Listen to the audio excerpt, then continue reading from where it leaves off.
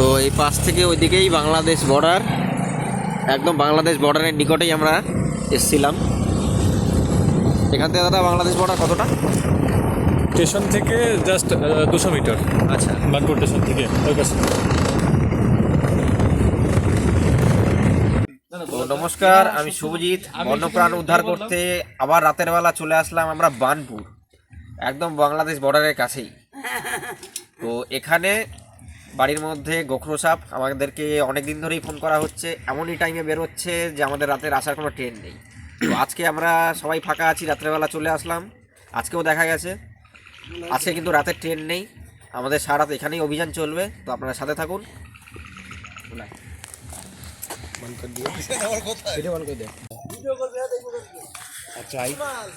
তো এই বাড়ির মধ্যেই এখন পৌঁছালাম আমরা। কত সময় লাগবে এখনো বলতে পারছি না, আমাদের ফেরার ট্রেনও সেরকম কিছু নেই। তখন দেখা যাক কি পরিস্থিতি আছে এখানে। কোন জায়গাটায়? এই বাড়িতে কোথায়? লোক কোথায়? কোন জায়গায় দাদা?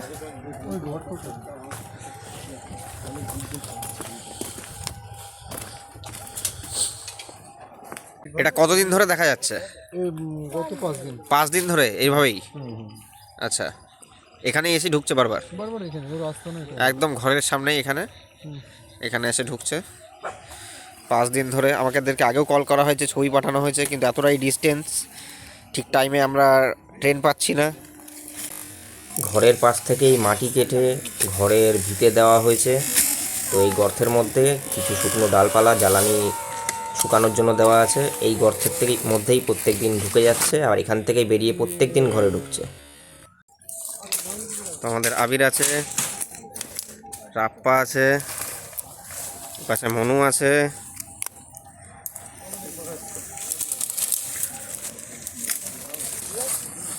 তো আমরা আস্তে আস্তে এখানে এসে ঢুকেছে ঘরের থেকে।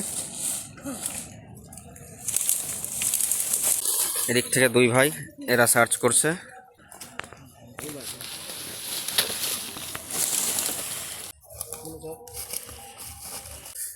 অবশেষে জ্বালানি সরানোর পর বেরিয়ে আসলো বিশাল সাইজের গোখরো সাপ।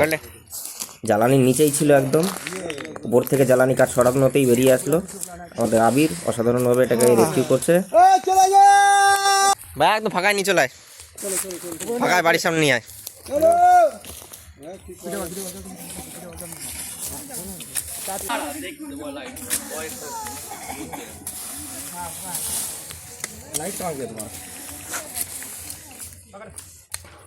এই গোখরো সাপটি বিগত 5 দিন ধরে প্রত্যেক দিনই ঘরে ঢুকছে, আবার বেরিয়ে ওই গর্তে ঢুকে যাচ্ছে। তো আজকে অবশেষে এতদিন বাদে একে রেস্কিউ করা গেল। দাদারা অনেক দিন ধরেই ফোন করছে আমাকে।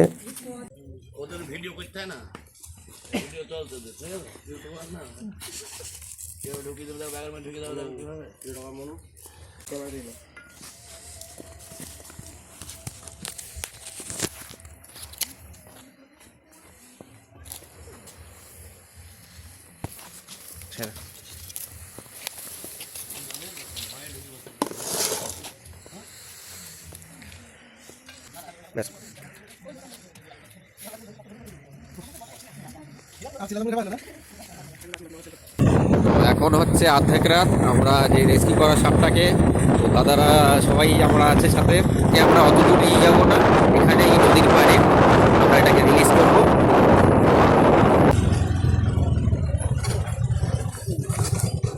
তো অবশেষে আমরা নদীর পাড়ে এসে পৌঁছালাম। এই সামনে এটা পুরো নদী। তোর এই জায়গাটা স্কুটিটা চালু করে দিবি। হ্যাঁ বলছি দাদা, এটা কি নদী? এটা আমাদের চুন্নি নদী বলে। চুন্নি নদী, মাথা ভাঙা মাথা ভাঙা। আচ্ছা, সবাই এসে পৌঁছালাম না, বলছে আমি যেটা ভেবেছি। এখন আমরা এই নদীর পাড়ে এসে পৌঁছালাম। এই যেই বাড়ির থেকে রেস্কিউ করা হলো, এই দাদারা আছে। ঠিক আছে, দাদাকে বলেছে, দাদাটা খুব ভালো। আমি দাদাকে বলেছিলাম যে দাদা এটাকে নিয়ে যেও না, আমি যেখানে বলছি সেখানে ছেড়ে দিও। আর এই দাদা এত ভালো যে আমাকে বলেছে যে না ভাই তুই ছাড়ার জায়গা আমার দেখে না, আমি সেখানে ছেড়ে দিচ্ছি। আর আমি ওই জিনিসটাকে নিজে দিতে চাচ্ছি না, আমি এখানে ছাড়তে বলেছি।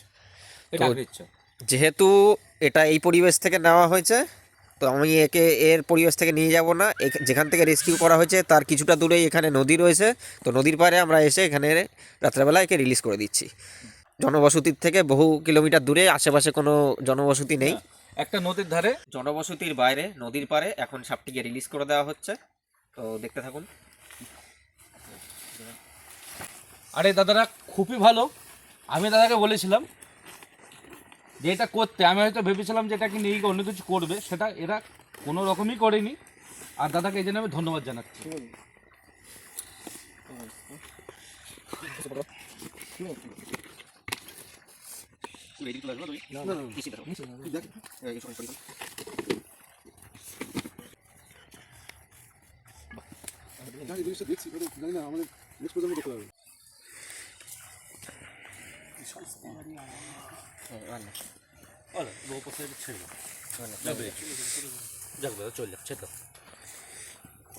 তোমার যা সাহস তোমাদের দাদা, ধন্যবাদ। ধন্যবাদ ধন্যবাদ। মানে এরম দাদা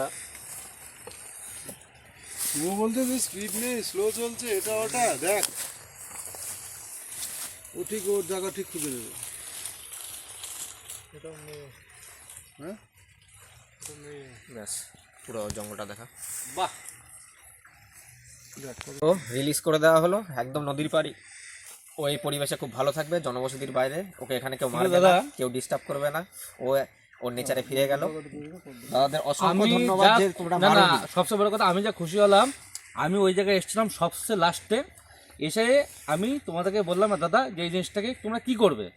তোমরা বলে না দাদা তুমি যদি বলো কোনো জায়গায় করতে, আমি বললাম আমি ছেড়ে দিতে চাই।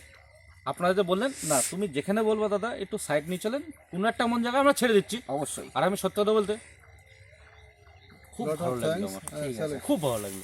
অসংখ্য ধন্যবাদ তোমাদের। না মেরে সবাই কিন্তু এই জিনিসটা চায় না যে এটাকে পরিবেশে ফিরিয়ে দিতে। তোমরা খুব যে ভালো লাগলো পরিবেশে দাদা, খুব পরিবেশ ভালো ফিরিয়ে লাগলো। মানে দিলে, আমার যা অসংখ্য ভালো ধন্যবাদ লাগলো তোমাদেরকে। যে আমি লাস্টে গিয়ে যে আমি এই কাজটা করতে পারলাম। হ্যাঁ, আরেকটা জিনিস, যখনই কখনো কাউকে মারতে দেবে না, নিজেরাও মারবে না। আমরা আসবো, কিন্তু আমাদের যেহেতু ডিস্টেন্সটা অনেকটা দেরি, অতটা একটু অপেক্ষা করতে হবে। যদি মনে করো না হলে তোমাদের নিকটবর্তী যে কোনো ফরেস্ট ডিপার্টমেন্ট আছে তাদের সাথে যোগাযোগ করবে, তোমরা শুধু মারবে না। নেই আমাদের ফরেস্ট ডিপার্টমেন্ট। চলো।